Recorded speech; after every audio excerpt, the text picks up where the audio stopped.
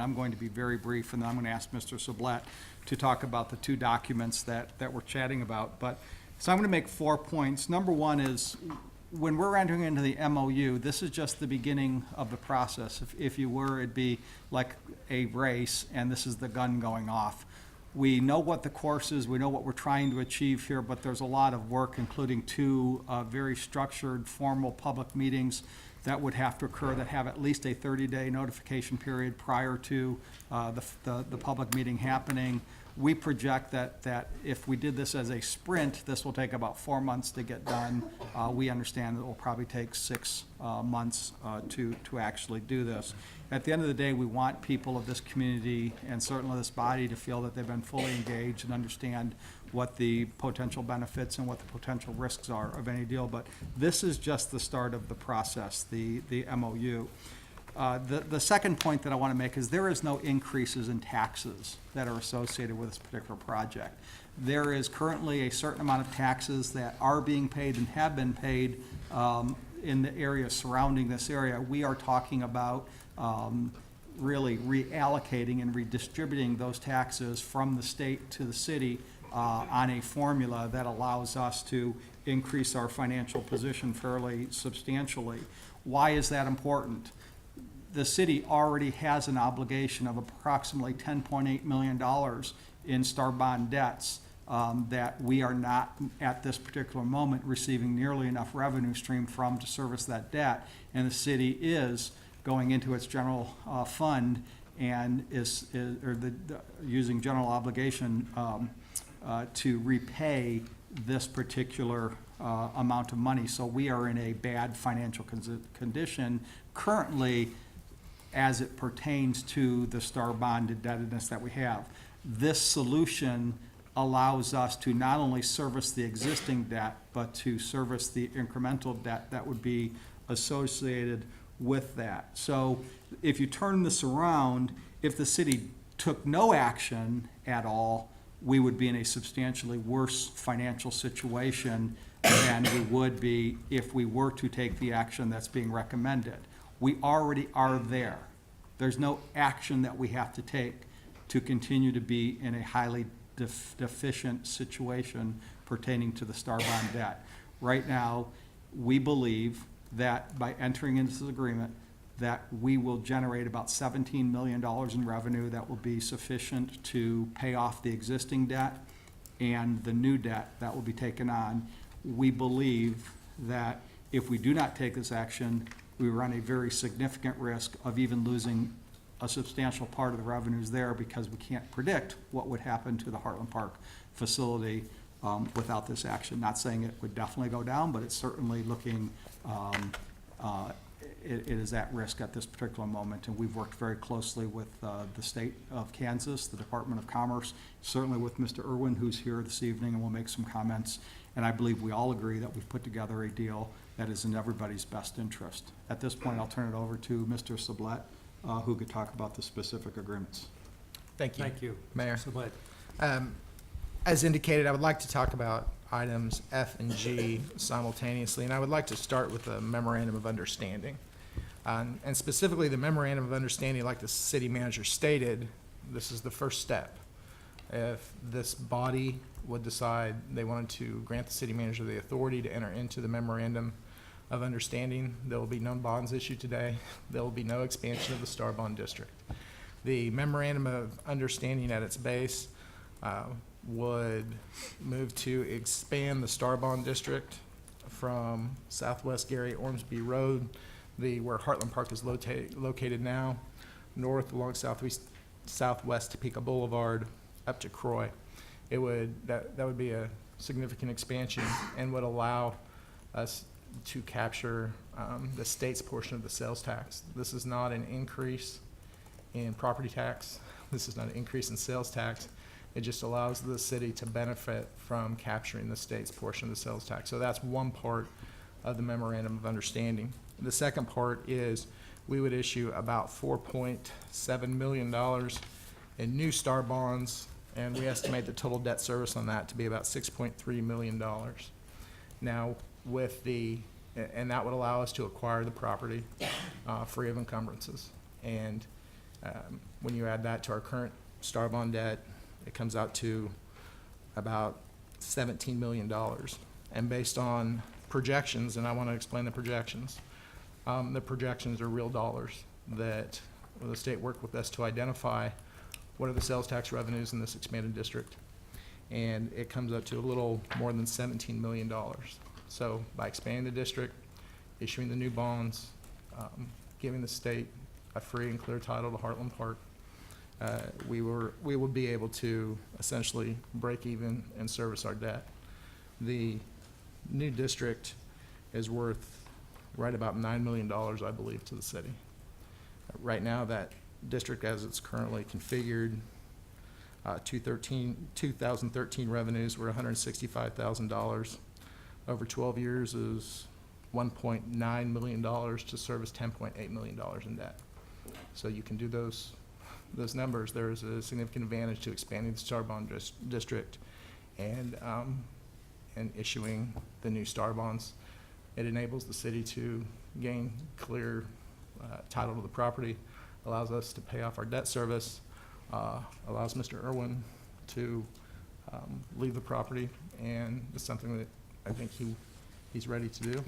And all of the operating costs associated with Heartland Park will be paid by Mr. Irwin pending the Star Bond transaction. Now, one thing I want to be clear about is kind of what I started with in terms of the workout agreement.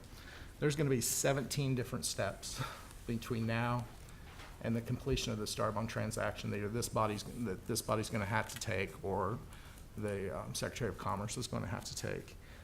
The city manager mentioned the public hearings. There's going to be at least 2 public hearings. There's going to be a variety of resolutions and ordinances this body is going to have to pass. They're going to have to adopt a project plan. There are all kinds of steps that need to take place. And I think there may be the feeling that this MOU is the end, and it's really not. It's the beginning. It allows us to continue the conversation, to continue to operate within the framework that's been discussed with all the participating parties. I also wanted to state that we received a letter from the Secretary of Commerce today, which I think has been distributed, so being supportive of the project and moving forward with the project, and other entities have expressed that same desire. So that, in a nutshell, is the memorandum of understanding, which I know has been a public document for some time. And to move on to the second document, which is actually the first document listed on your agenda, the workout agreement. We have navigated a lot of waters with Jayhawk Racing, Mr. Irwin, different creditors.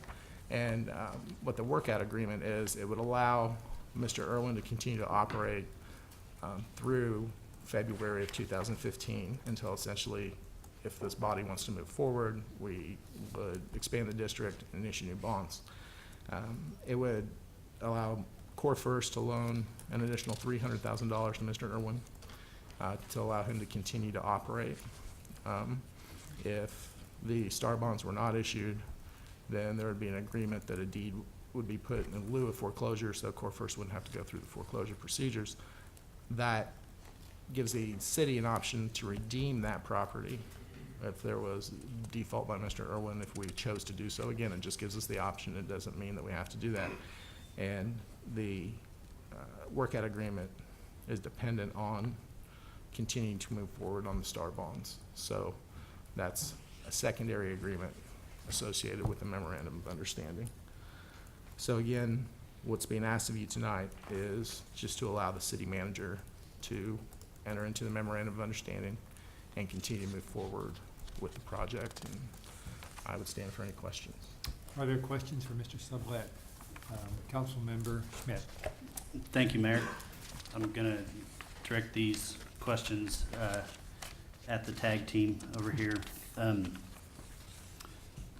First question is, currently we have $10.8 million in outstanding Star Bond debt from the 2005 issuance. Is that correct? That's what's left. That's what's left owing on those bonds. That is what's left. And the current Star Bond district last year generated $165,000. towards that debt, is that Yes. correct? Yes. Which over the 12-year life plan or lifespan, if we continued producing at that rate, would leave us $8.9 million short. Is my math correct on that? Yeah. Yes. Okay. That $8.9 million would be an obligation that the city has that would come from general funds, property taxes, other general fund sources. Yes. Mayor, Councilmember, yes. It would be a city debt. It would be a city debt. So according to this plan, we would be issuing another $4.7 million in star bond debt, which I think is 6.3 over the life of it, raising our obligation, total obligation to 17 million. The new revenue district, or the new star bond district, as of 2012 was producing 1.4 million.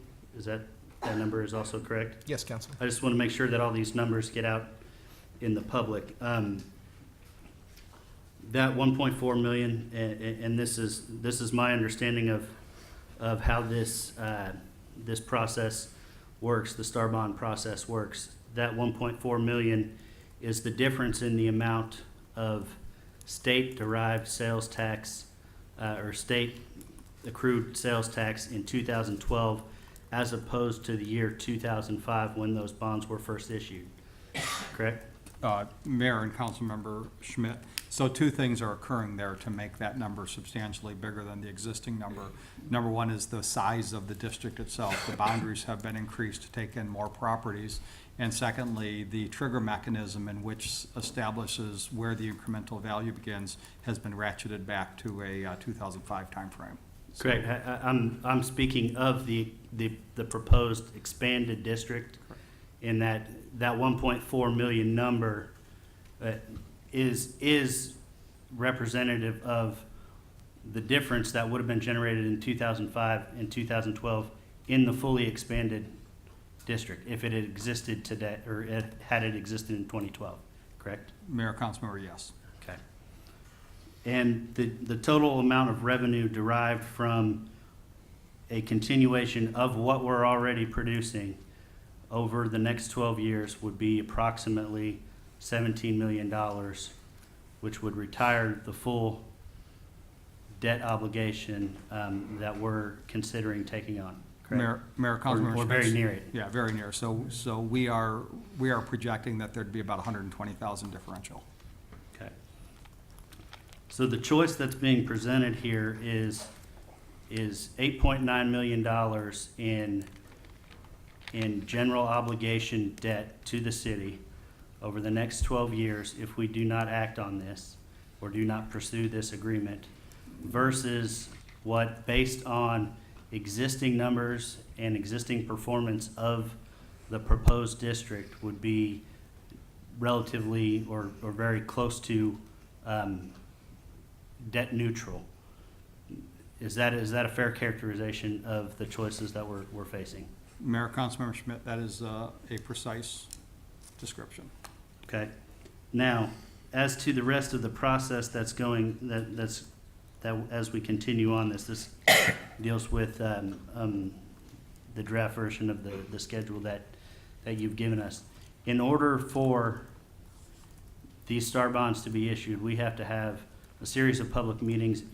You have to bring that back to us. This body has to affirmatively act to issue new star bond debt. Is that correct? Yes, the only thing I would say is that they're actually public hearings. They're not, public meetings. I just don't want to confuse anybody. Okay. That they are actual hearings that are required by statute with notice provisions with them. Okay.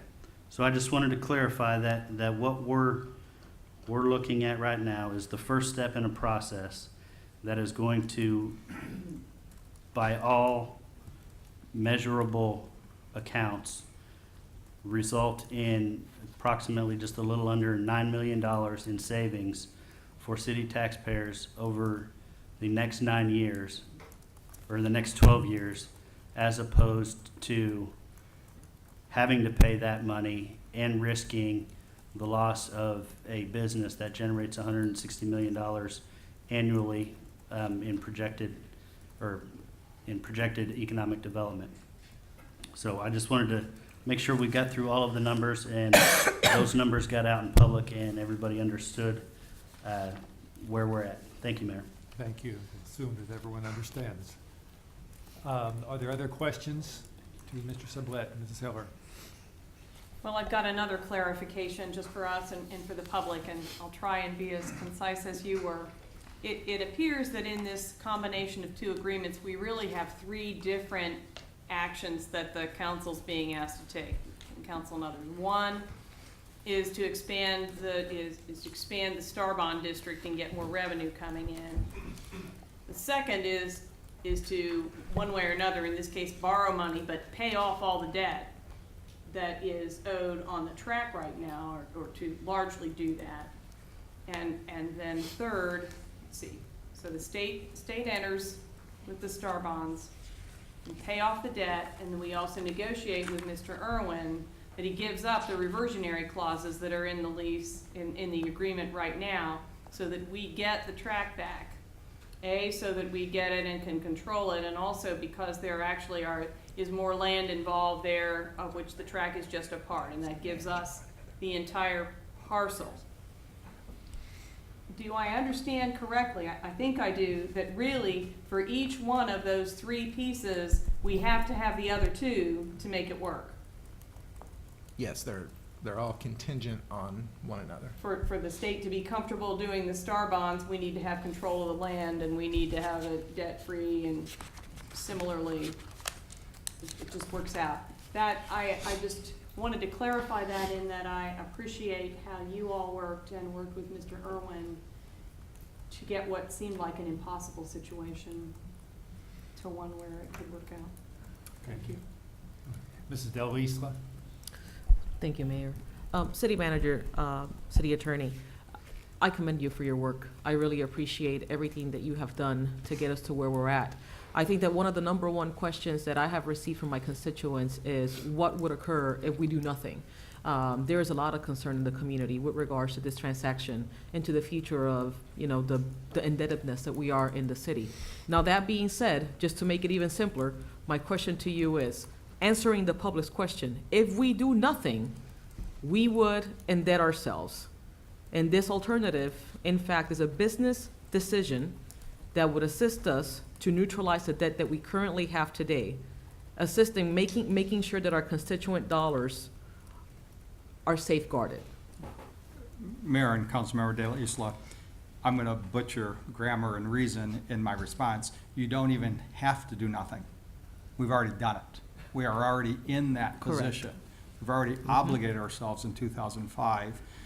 We would if we were to assume that Mr. Irwin decides that he's going to continue to stay at Heartland Park, he's going to continue to operate, and he has the same level of results, and continues to operate the facility, and the economy continues to operate as if everything's okay today, we are looking at that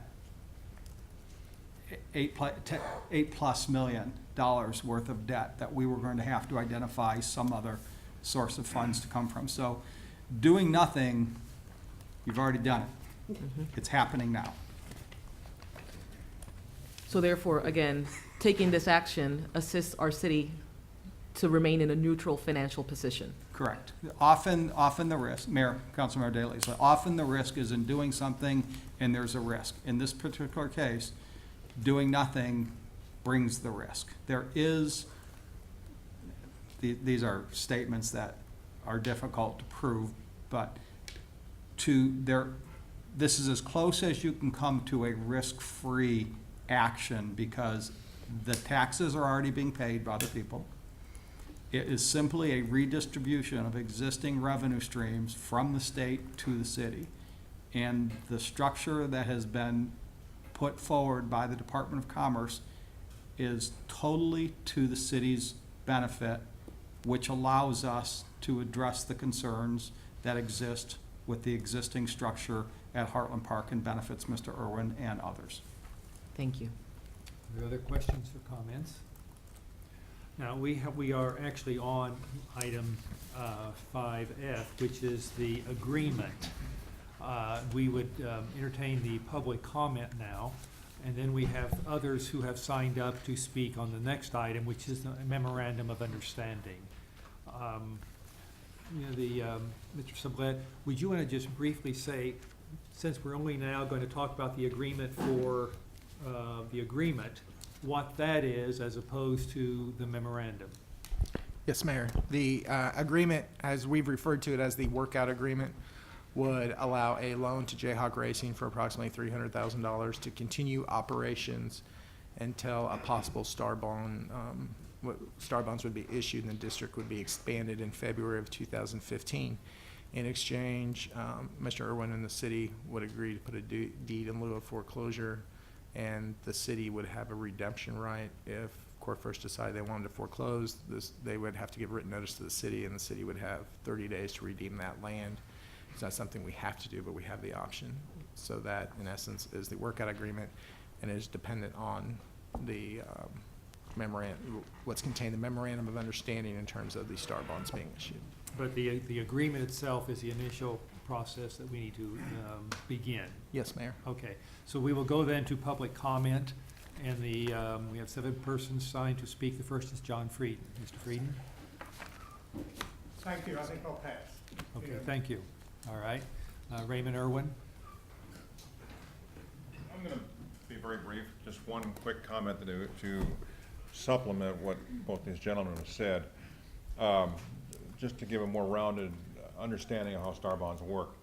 The star bonds for our property was contained only on taxes created on the 700 acres of Heartland Park. Let's compare that to Kansas City Speedway when they built that. They had several hundred acres over there.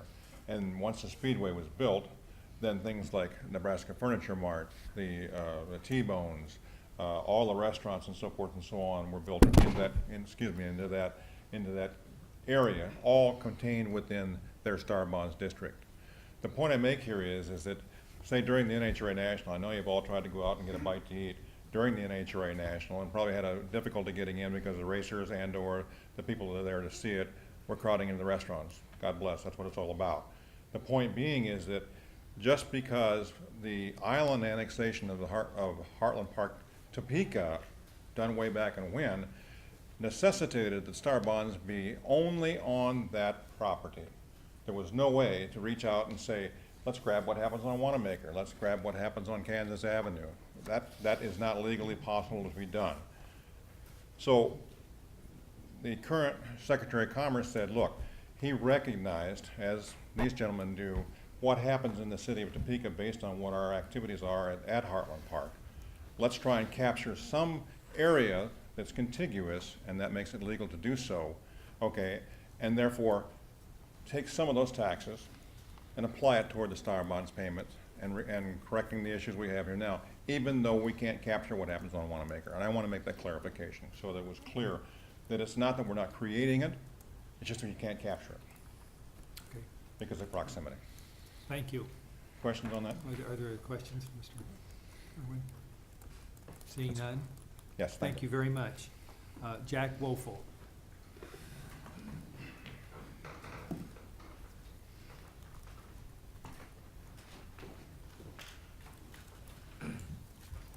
Welcome, Mr. Councilman. Thank you, Mr. Mayor. Mr. Mayor, City Council members, I am Jack Wuffle. I live at 3524 Southeast 25th Street. And even though there's several points that should be brought out about this agenda item, I'd only like to mention 2 of them. One of them is the additional sales tax money is going to be redirected, and the matter of having no legal recourse throughout this thing has not been mentioned yet. But redirecting the city's, or the sales tax revenues, whether it's city or if it's state, is a tax increase. Because things that are paid with that money right now will either have to raise more revenue in one way or another, a tax increase, or maybe whoever's responsible for that, the state apparently in this case, would have to furnish fewer services. All this to me becomes as what we've commonly phrased a government bailout, we're taking more and more of our tax dollar money, sales tax in this case, to bail out or pay the financial obligations of a company, whether it's big or whatever. And this one's a pretty good-sized company. Now, according to the agreement, if you go down to page 7, near the first, at the end of the first paragraph, it says that it addresses why this has come to the public before you as a council in such a sudden manner. This is the first that many, many people have heard of it. And I see on page 7, there is a due date, July the 1st. This is your last meeting before that. It has to be done tonight. So that's why I see the urgency. But one of the most disturbing parts of this that I see is on page 9. And beginning at the right-hand end of the second line, it states that the city, as well as others that are involved in this, do not have any legal claim or cause of action against the lender relating to this agreement. I would wonder why the city would not want to have legal recourse in case something in this event, in this agreement, would not happen as intended. It just sounds dangerous to me. I wrote to Mayor Wolgast about a comment that he made about the issue, and he in the paper, and I quote, said, "It is an excellent piece of property that has excellent possibilities for development." That's what he said. I wrote to him and asked him what specifically did he mean by that. Well, the Honorable Mayor did respond to my email, but he didn't touch on answering that question, so I still don't know. But in Sunday's paper, there was reference made to possibility generating what might be called a Legends District, if you're familiar with Kansas City. And it just makes me wonder, not knowing any more than I do about it, is this thing a proposal to let Heartland Park fail when the city takes over? So if this continues, are you ready to do, as a council, are you ready to do the same thing for a small engine repair shop down the street? What about the dress shop? When it gets into financial trouble, are you going to do this for them as well? The candy store? I sincerely doubt you'll do that, raise taxes or redistribute taxes for that.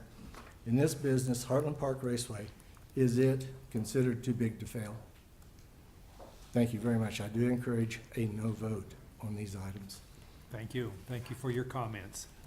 The next person is Kurt Young.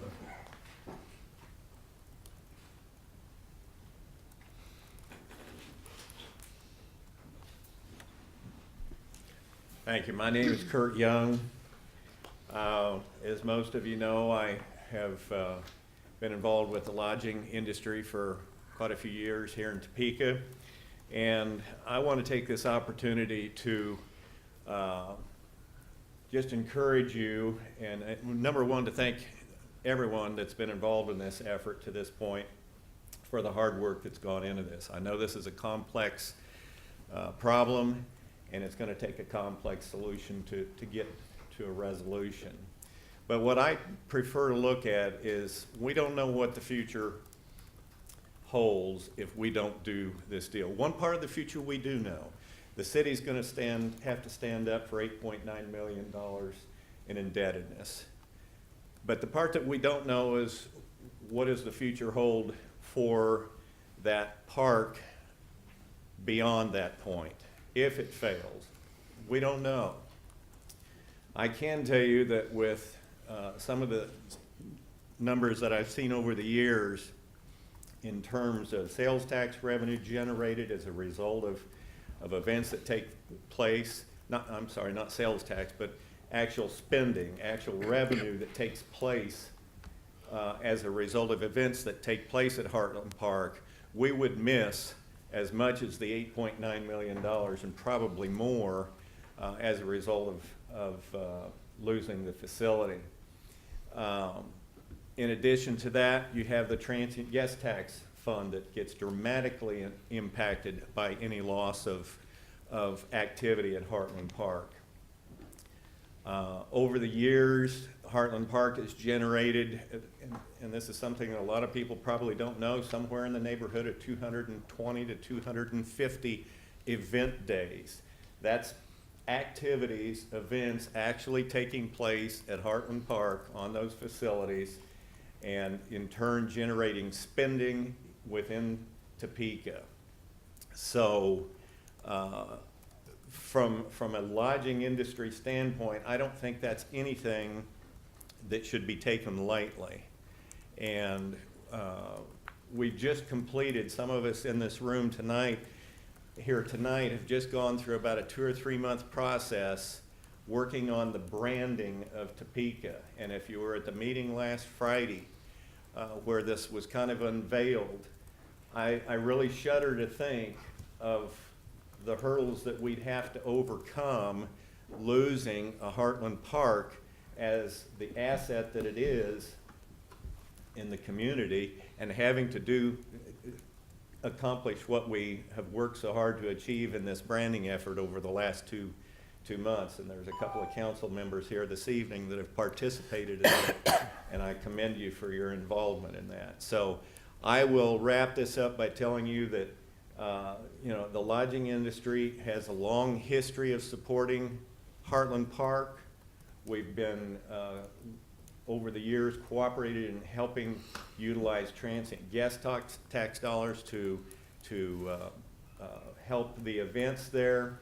And I would dearly hate to see any loss of that facility or any lapse in the use of that facility. So I would encourage you to vote for both of these proposals tonight. All right, thank you. Questions? Thank you for your comments. Next is Todd Bunting.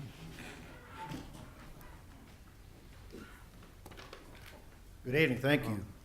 I'm Todd Bunting, native Kansan.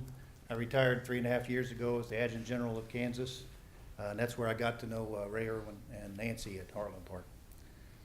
There were no stronger supporters of the National Guard then and today than Ray and Nancy at Heartland Park. We started with Military Appreciation Days, would turn into Armed Forces Day. That was a great event for us each year when we had roughly 2,500 people deployed to come back to Topeka, and we'd bring our cannons out. We didn't knock anybody's window out. We had a good time out there, but that was all done out of the good grace of Ray Irwin. And in my many travels around the world, when we would fly back in here on a military airplane, it was great joy to me to land and see Heartland Park's lights on at night as we approached and came into Topeka. A lot of the things that we did were a simple phone call to Ray, who would always tell us, "How can I help you?" And there's not that many people like that, so I consider him and Nancy to be a treasure of this community. People that are devoted to this community are going to stay even after the outcome of this hopeful sale. We started Ride for the Red there, numerous Wounded Warrior rides. All of our motorcycle safety training was helped out by Heartland Park and numerous other safety training for the military, and I thank him for that. I have been honored to serve for 32 years, and I traveled all over the world. I choose to live here. I choose to live in Shawnee County and in Topeka, Kansas. I think this community has a lot of energy, and I think it has some treasures. I think Lake Shawnee is a treasure. I live in Barryton out by Lake Shawnee, and I take full advantage of that. I think Heartland Park is a treasure. I think it's one of the things that puts us on the map. In my many travels all over the world, people would know about Kansas, and we all know the various things they say about Kansas, but a lot of people would talk to me and say, "You got a track there. John Force set a record there." I've been to other tracks around the country in my capacity, and John Force and people like that talk about Heartland Park even when they're not here. They don't just shine us on here. He talks about us all over the place because this is a great track. Records are set here, and I believe it's something we should retain. I'm a troop. I'll speak on behalf of the troops. The troops love racing. They like everything that racing involves. It's noisy, it's fast, it's powerful.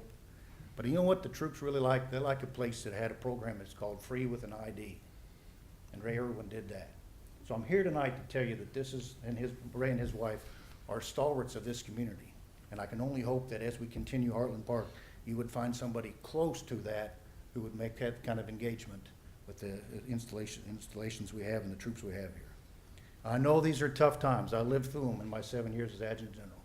And I know the trends in many things on revenue and everywhere else are down. I understand that. I appreciate each and every one of you taking a leadership role to take this city forward. And part of that leadership I know you will do is to reverse those trends and find a way, what seems to me from what I've seen, a good way forward to retain a national treasure and a local treasure of Heartland Park. Thank you. Thank you for your comments. The next speaker is Terry Cook.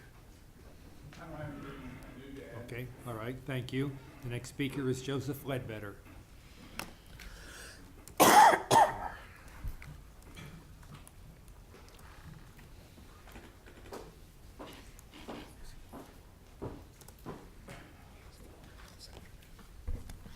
Evening, governing body. I do have some concerns about this agreement. I want to put them on the record. But in no way am I opposed to this Heartland Park. It's been out there for a number of years. I live close by it. It's a good facility. And I choose to live here too. I know that really makes a lot of people happy, and I'm glad to help make them happy. And in fact, I was born at Forbes Air Base. Not that you really care, but thought I'd tell you that. This agreement, I guess the first part that struck me was the splash in the news. And you all know me well enough now. I like to see a lot of transparency in government and government money. I don't like surprises, especially when they're named Topeka. And I don't like this because it talks about you had a deal effective April 25th of 2014 at the top of the working agreement. And then on page 7, it was already mentioned, you're talking about you have to approve this by July 1 to make this happen. July 1 of 2014. You have to pass a resolution of intent to expand the Starbond District and amend the district plan, and all the requiring mailings and publication notice of public hearing shall have been or should have been started, interjecting a word there. That concerns me because I've seen what I believe is transparency in this government for the last several years, usually. And when I turn in core requests, I get usually prompt answers. And so I base this on experience, but I don't like this. I don't like these surprises. I don't know why this hasn't been talked about. Now, I've been inquiring with city employees, and I've got some emails that go back several years saying, what's going on with the star bonds at the raceway? Are they being repaid? So I'm not blaming the present management. I went back and looked at JADO minutes, which are now online. You can check that out yourself. In August of 25 of 2004, we had Topeka pushing. We need to do these $10 million of star bonds. This is going to be a great deal. Maybe it was, but was it thought through? Is tonight's projections, are your projections well thought through? We've lost a lot of jobs in this town in the last 4 years. Oh, I know nobody wants to talk about it, but it's true. And so how many more are we going to lose in the next few years? And are these projections going to be accurate to repay these bonds? I'm not saying you shouldn't do this. I'm saying I don't like the suddenness of it. I don't like the fact that the public hasn't been engaged because I'm not afraid of the public. And I don't know why we have that fear in this community. When I deal with JADO, when I deal with different bodies, why there's such a fear of the public? Why not talk to the public? You know, we might agree with you, we might not. We might have a better idea. We might tweak this a little bit. But why not talk to us instead of the suddenness? And that's what I am concerned about. Is this going to be the new modus operandi of the city government of Topeka? We're going to do these suddenlies. We're going to spring these kind of things on the public like we do with Topeka. Oh, we got to have this land. We got to have this land. There's no appraisals. There's no discussion. Public, shut up. Don't talk. So I'm going to ask for an extension. Mr. Brown? For 2 minutes? 2 minutes, that's good. For 2 minutes, there a second? Mr. Leesler seconds. All those in favor vote yes, opposed vote no. We have 8 yes. 8 having voted yes, please continue for 2 minutes. Thank you. When you're doing something like this, you've got to also look at the end result. Who's going to run this thing? Is this going to be a new department of the city of Topeka? I'm opposed to that also. Originally, when the bonds were voted on back in the 80s, I did a little research.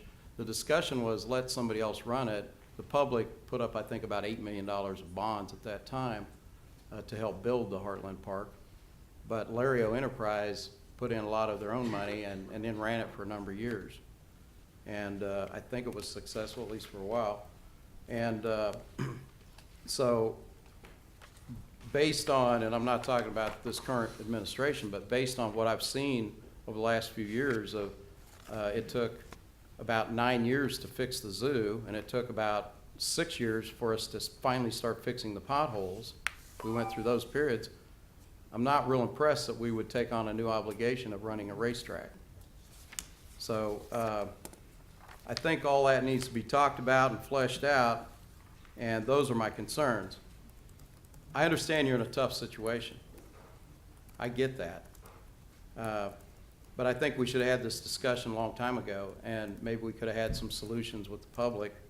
And I really wish in the future, when Topeka and all these other people come in and hype something, we might have a real vetting and discussion of actual facts and see if it would actually work before we just jump off and buy off on this or buy off on that. And those are my comments. Thank you. Thank you for your comments. Council members, that completes the public comment. We have before us the agreement, item 5F. What is your pleasure? Mr. Schmidt? I'll move to approve. The motion is made to approve the agreement. Mr. Harmon seconds. Is there discussion? Mr. Schmidt? I just had a couple things that I wanted to say in response to the public comments. I guess I'll start with the last comment. Joe, I'm glad you choose to live here too, for one. And I wanted to comment on the comments that you made on the projections that were made in 2005 regarding the STAR bonds. Obviously, those projections were wrong, and that's why we are facing close to a $9 million payment due out of public funds.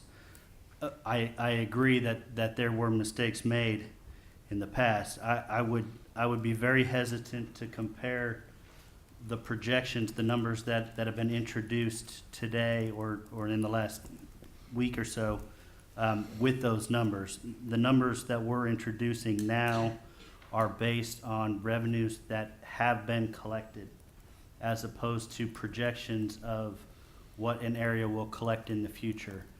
While that does not eliminate risk, it very much so reduces risk and makes this a much less risky proposition than what was faced in 2005. And I am not exempting 2005 from any fault, the actions that were taken there, but this is a much less risky projection than it was at that time. Further, I agree with you that this needs to be a public process. I've spoken with a lot of people over the last several days and week about this process, and I think it's very important that we understand that we are not passing STAR bonds tonight. We are not passing anything that is a long-term commitment. We are passing a memorandum of understanding and a working agreement about the path that we're going to direct city staff to pursue. There will be public hearings, public protests, many more meetings, and many more approvals in the process. This is the first step in that process, and this is a public process. It will be a public process. I understand that sometimes the timing may be not what everybody wants. The situation is not what everybody wants. This is the timing that we have been dealt, and I fully intend to be as open and public about this as we possibly can be moving forward, and I think that's the intention of everybody involved. And I will do my best to hold everybody to that as we move forward. But this is the first step. This is not any final action tonight, and I think that really needs to be emphasized. And with that, I am going to vote in favor of this adoption. Okay. Are there other comments? Mrs. Deputy Mayor. Thank you, Mr. Mayor.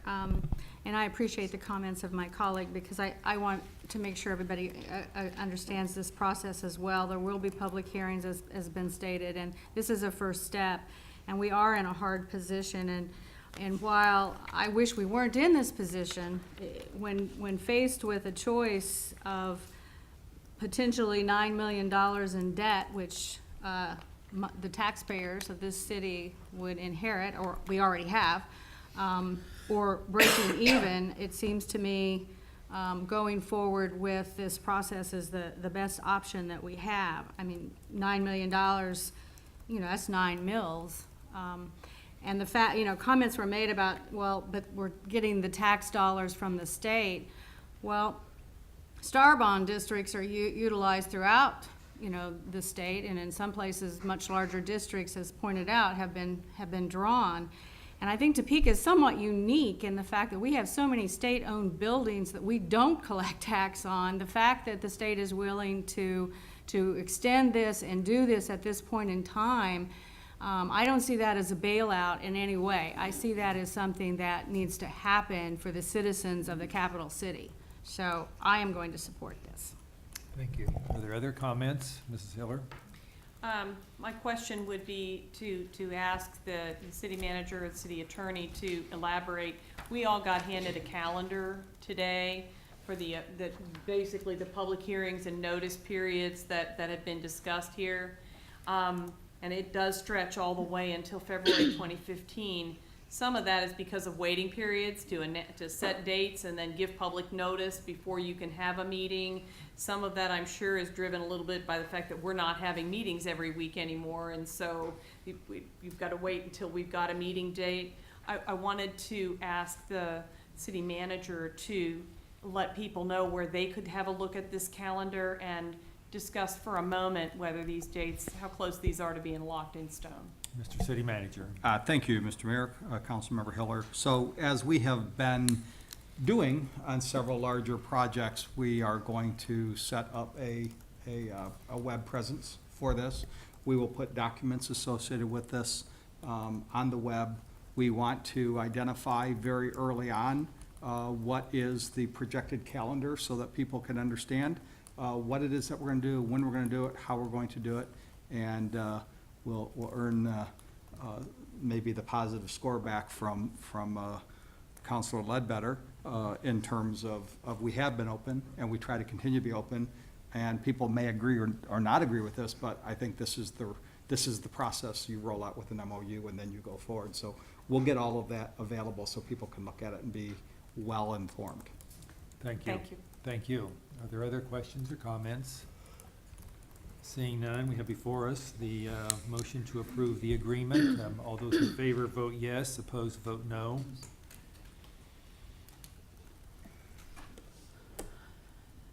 We have 7 yes, Ms. Ortiz voting no. 7 having voted yes, the agreement with Jayhawk Racing is approved.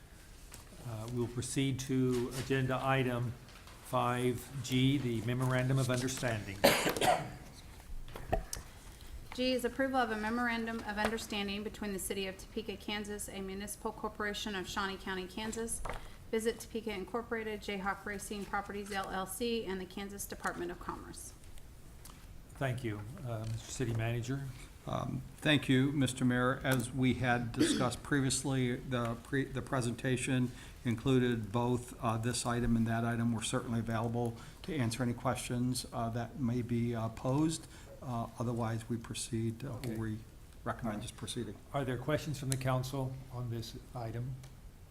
Seeing none, we will then proceed with the public comment. We have 4 persons who signed up to speak. The first is John Frieden. Thank you, Mr. Mayor. I'll pass. Thank you. Mr. Irwin. Again, I'll be very brief. I just want to bring one thing to everyone's attention that we're concerned about employment, of course. Everyone is in the city and every part of the country. Between employment, outside services, companies that do work for us, as well as the prize money paid out, which goes out on a 1099, which in its own form is an employment.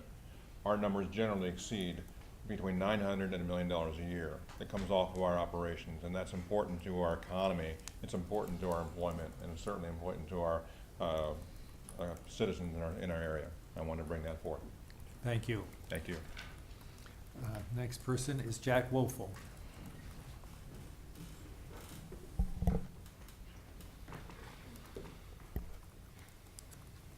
Thank you again, once again, Your Honor. Again, I'll state it for the record because I think you probably watch these tapes. My name is Jack Woelfel. I live at 3524 Southeast 25th Street. And now, the second agenda item to me seems like pretty much a moot point. Because I don't know what you do with one without the other, but here we are. But it does bring to mind one or two things that about this memorandum of understanding. One is if you'll look at items number 12 and 13 on page 4, it does the same thing as I referenced in the workout agreement, in that it relinquishes any legal recourse. If something doesn't work out as intended, you're out there just hanging out there. Maybe that's how we got into this situation before. I don't know that. But it seems, again, a very dangerous way to do business. The other thing is, I had the opportunity to exchange emails with, I exchanged emails with several of you. Several of you didn't respond, but ones that did, I had a series of questions. I asked my council member, and this is pertinent to this issue too, personally, what is a core issue? Is this a core issue of the function of government? I could read that question specifically. I've got it here with me, but I asked, what is the core? Is the entertainment business a core issue for our city government? The council member responded, quote, I do not personally believe that entertainment venue, i.e. Heartland Park, is one of the core functions of local government. She went on to say, my intention is to not incur any more debt to save the taxpayers from more expense. I don't understand a 8-0 vote after a comment like that. But I wanted you to know there is one council member up here that does not believe that the entertainment business is a core function of our city government. And I'm like that too. I don't think so. Thank you again, Your Honor, and the council members for your time. Thank you for your comments.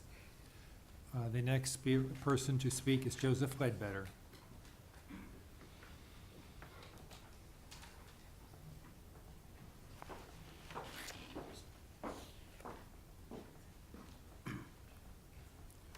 I placed most of my concerns on the earlier comments on the agreement, but I am going to put into the record a copy of these minutes from August 24th or 25th of 2004, and I'm reading from this JADO meeting. Mr. Kinziger acknowledged that City Councilman Clark Duffy had suggested they might get better educated about star bonds, and I thought that was interesting because I'm not sure they did.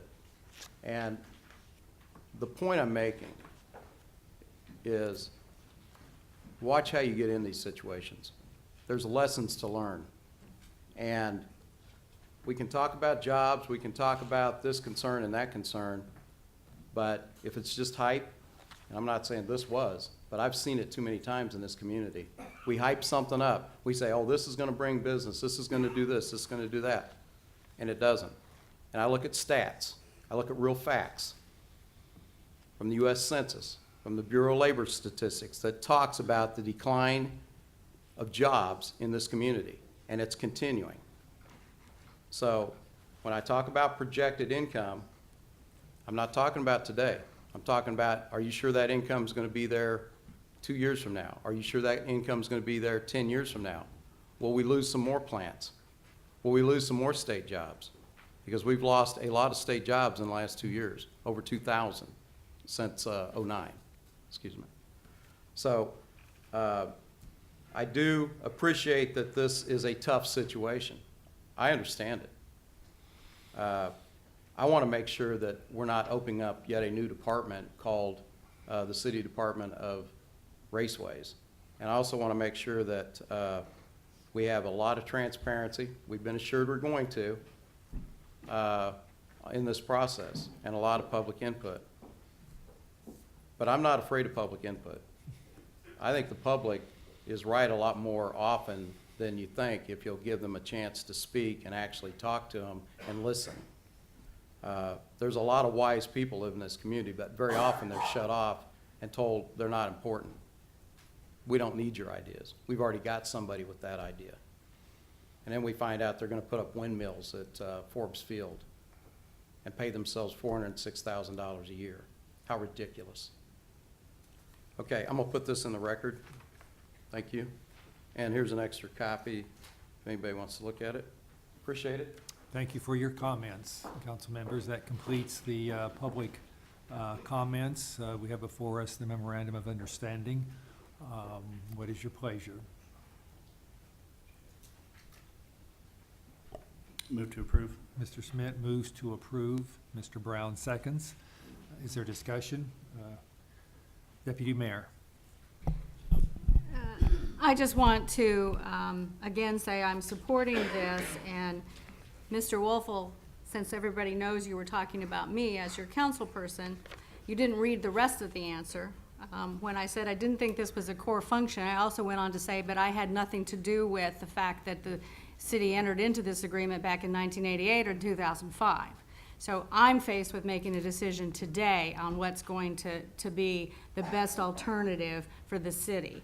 And again, $9 million in debt, or possibly $10 million of trying to pay off in debt versus a break even, seems like this is the approach to take. So that's why I am voting the way I am today. And again, as has been explained several times, this is only a first step. There will be public hearings. We haven't issued any star bonds. We haven't done anything by this vote today. We are just saying we need to explore a way out of this so that the city doesn't have to pick up $9 million in debt. And so that's why I'm voting yes. Thank you. Are there other comments, Mrs. Hiller? Again, if the city manager could explain, one of our speakers did mention that the public has been wondering if we were going to get into the business of running a racetrack, and the city manager could just briefly address what our thoughts are about where we go once we get this resolved.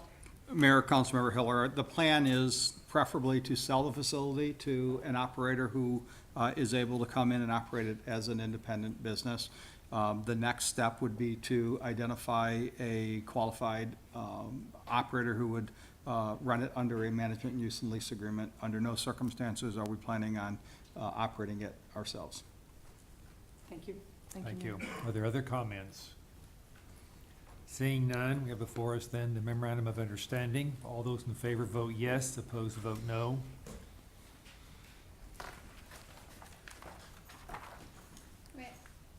We have 7 yes, Ms. Ortiz voting no. 7 having voted in favor of the memorandum of understanding is approved.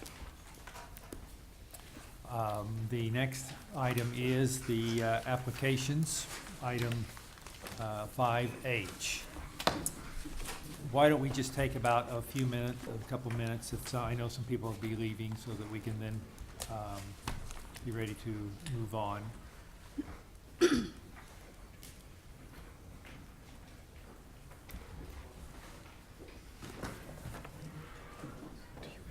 Okay.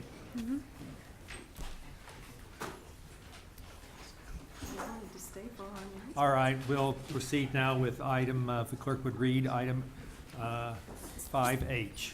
Staff is requesting approval of 4 retail cereal and malt beverage applications, and the list is before you.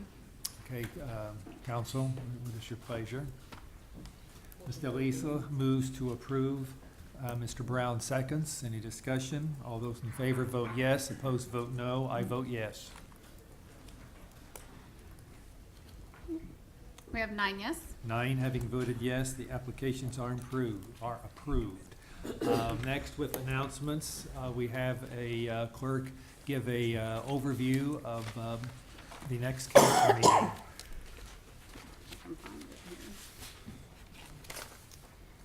Okay, for the July 1st council agenda, on the consent agenda, we had 1 board appointment to the Topeka Human Relations Commission. On the action items, we have election of Metropolitan Topeka Planning Organization Policy Board. That'll be 1 council member to fill that vacancy. And then we have 1 non-action item It's a discussion item on the Citizen Government Review Committee recommendations. Thank you. For, for the announcements then, we'll proceed. Mr. City Manager. Thank you, Mr. Mayor.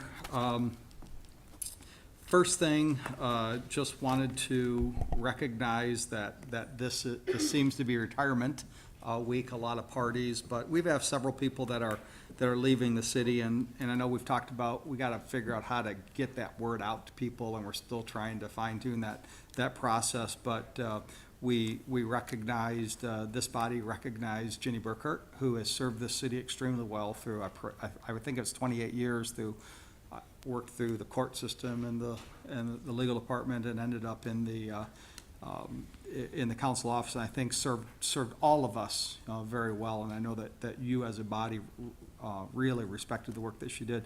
She is wrapping up this week and is going to move into retirement.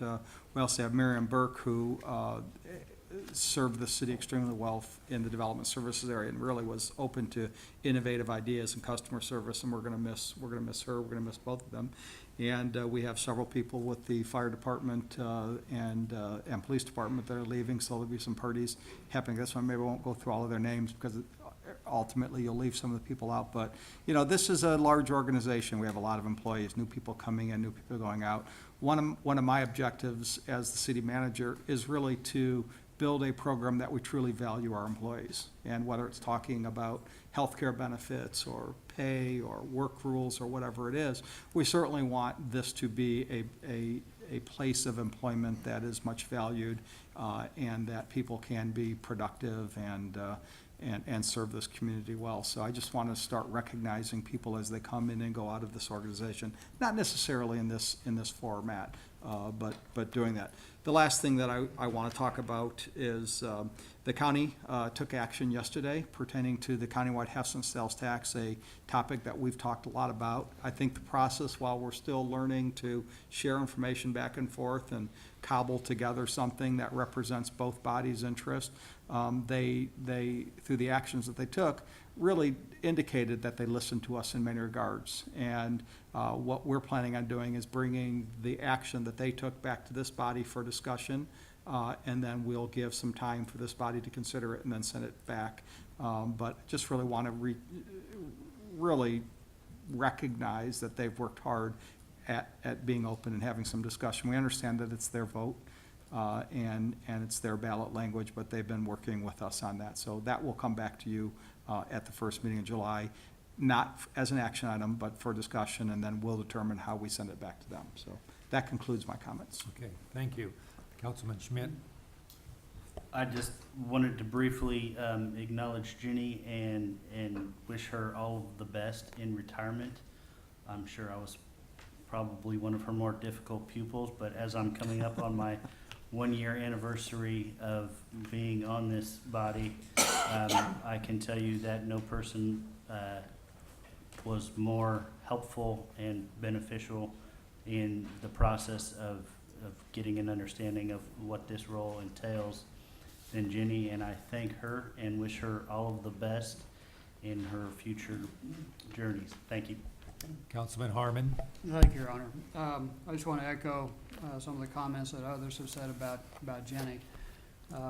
She was here when I came back in 2005, when Sylvia also came.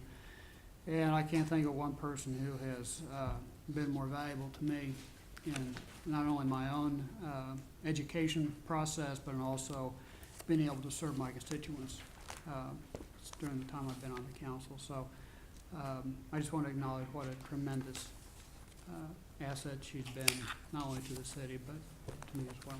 Thank you. Thank you. Councilwoman Hiller. I will echo that as well about Jenny. She's not here right now. She knew we were going to do this, I think, and so she ducked out because part of her nature is to be very unassuming, but always there. She's watching, I bet. Hi, Jenny.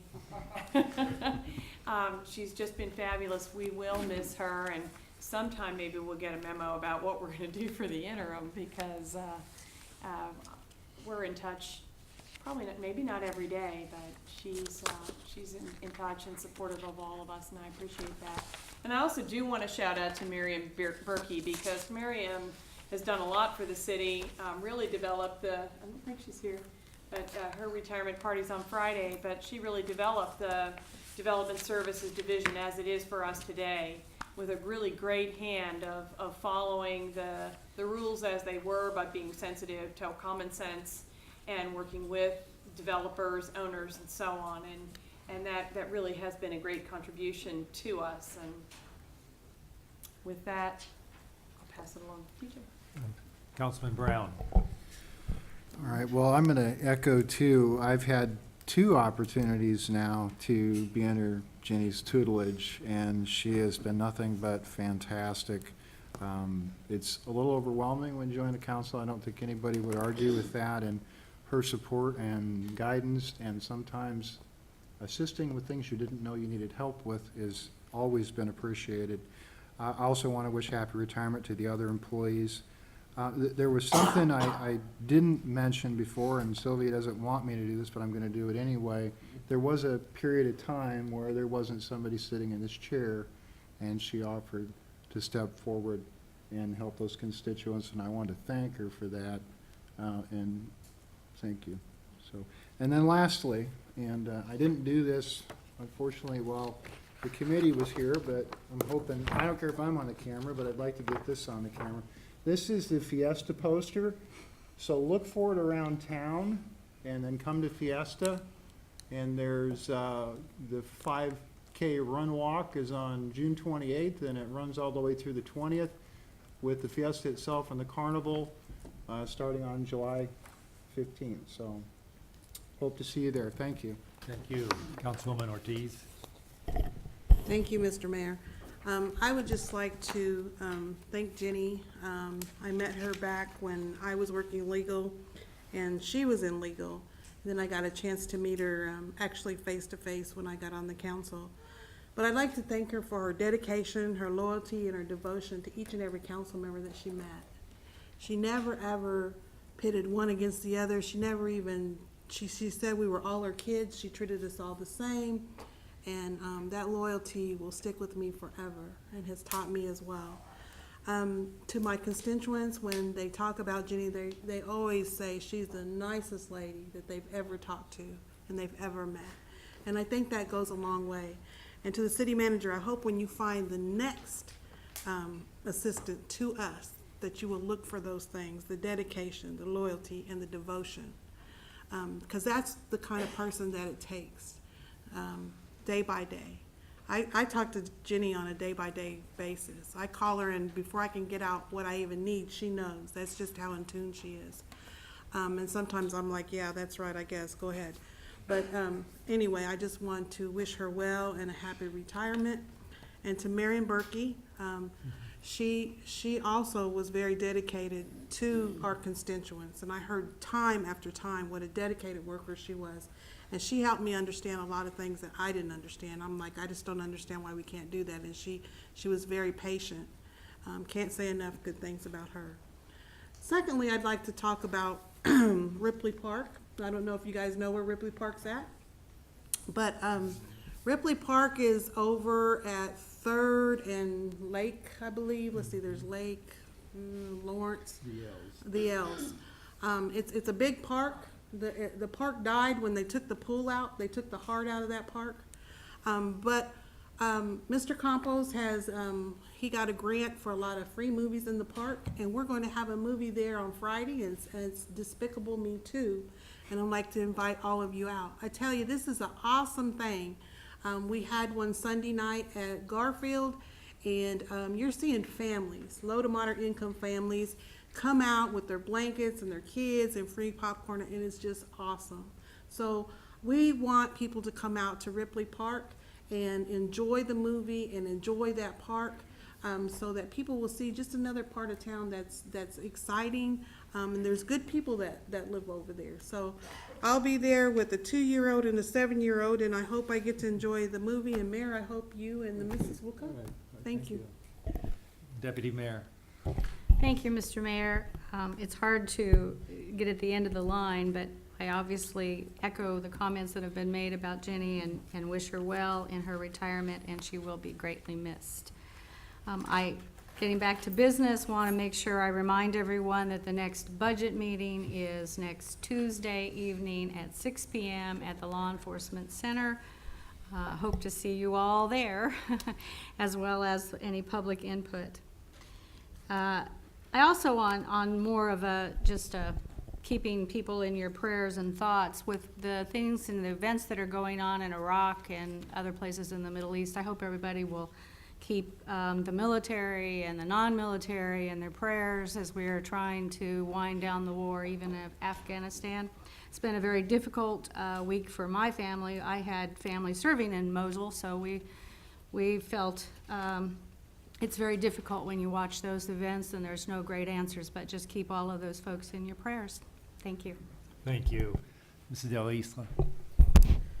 Again, like everybody else, just would like to say thank you to Ms. Berkey. I had the pleasure of working with her in my other job, and she is just fantastic, extremely professional, and she is a great asset to the community and to the city that will be missed.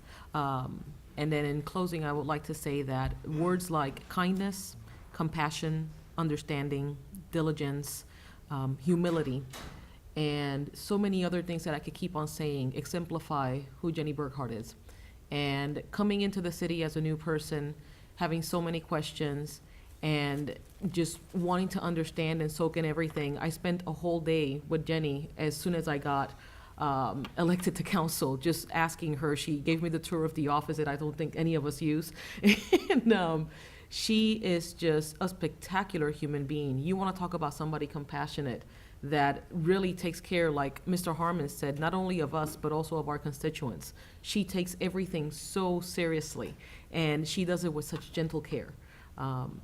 Jenny, there's not going to be anybody to be able to just replace you. We may have somebody that will be phenomenal at their job, but nobody will be Jenny. And we just want to say thank you. Thank you for everything that you do. You will be sorely missed. Thank you. Councilwoman Schwartz. Ditto, ditto, ditto, ditto. on Jenny and Miriam. They both will be sorely missed. Former Adjutant General Todd Bunting said that Lake Shawnee is one of our treasures here in Topeka, and I agree. Last Wednesday, I had the opportunity to go to the Conservation District tour and got to see some wetlands and what's going on at Lake Shawnee. And I just want to thank the Conservation District, even though it's not quite in the city, there are some city things going on with the Conservation District. So please, this summer, visit our treasures. Thank you. Thank you. And I would just say in passing that periodically we have some council meetings that are more significant than others, and I think tonight was one of those. I compliment the council for their work on this issue that, as we know, has been going on for many months, and I certainly want to compliment all of the parties involved, the city manager, our legal department, the Secretary of Commerce, the people from the racing, Mr. Irwin, and all of those that have worked very diligently for many months to bring this about. It's been a very important process, and we certainly, as you've said, we're beginning of these steps that I think will be very important for our city and its future.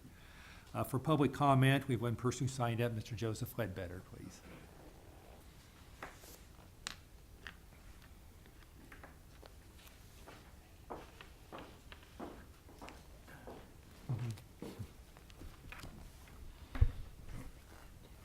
Governing body, Joseph Ledbetter. I want to correct the record from last week. It was stated on the record that the city, or that the county owns a park on the river, and I communicated with city employees this week, and they said that the city still has that park on the river that was discussed last week. I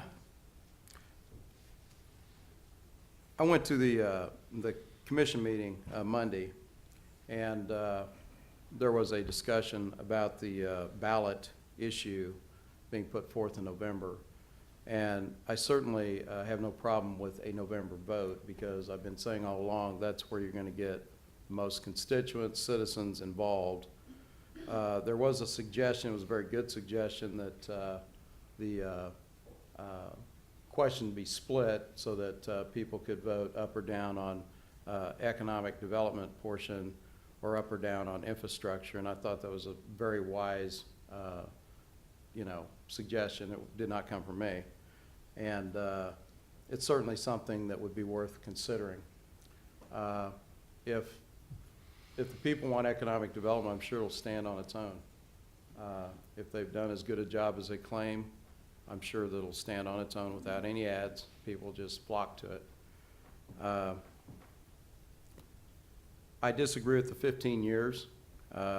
Even this council talked about they didn't want 15 years, so I hope that gets discussed by the council. One individual, there's two people from the other side that I thought I'd just go ahead and mention some of what they said. One of them, Mr. Ogle, said that there needs to be a two-way discussion in this community about what we're doing. And I couldn't agree more, and I got up and said so. I said, one of the things that really concerns me is the lack of discussion about economic development by the citizens. We're shut off. We're not allowed to speak. Even at JADO meetings, our questions are not answered. And whether it's about the audits, it's about the quarterly reports, we are ignored or told that's not really part of this meeting. Well, it certainly is. It certainly is part of the meeting, and it's your job to do your oversight of the fiduciary duty that you have of those monies to make sure you are asking questions and that the public's allowed to ask questions and get answers on the record. That's why it's called the record. Another individual, and I'm gonna leave his name out of it, but what he said was a little bit offensive, but I just took it in stride. He said that the people that opposed anything up here were simpletons. I came back up. I don't think it was directed at me. I think it was directed at a friend of mine who spoke. I said, well, let me be very simple about this. I want transparency of all our economic development money. How simple can I make this? It's our money. It's public money. And there's no exception under CORA for economic development. You can go read the statute yourself. So I think it's past time that this discussion got ended and we started being transparent with every dollar of money that we give to anybody with public monies of public economic development. I think you'd find a lot more support in the public if there was transparency, which right now we still do not have with those monies. Thank you. Thank you for your comments. And council members, you see we have a new item on the agenda, number 8, which says executive session. As you may know, last week I gavelled the meeting over after it's been a request, so we have it now written on here every week, and so we can circle it. And Mr. Sublette, would you like to lead the statement on a process for executive session? Yes, I would request a motion to go into executive session not to exceed 20 minutes, to include, for labor negotiations, to include the governing body, the city manager, Mr. Gerber, Doug Gerber, myself, Jackie Russell, and Catherine Walter. Okay, is there some, Mr. Harmon so moves. Is there a second? Second by the deputy mayor. Discussion, all those in favor vote yes, opposed vote no. We have 8 yes. 8 having voted yes, we will go into executive session when the room is clear, and there will be no action taken after the executive session. Yeah. So I'm not your boss. the meeting will be over at that point. Council members, if you want to take a couple minutes.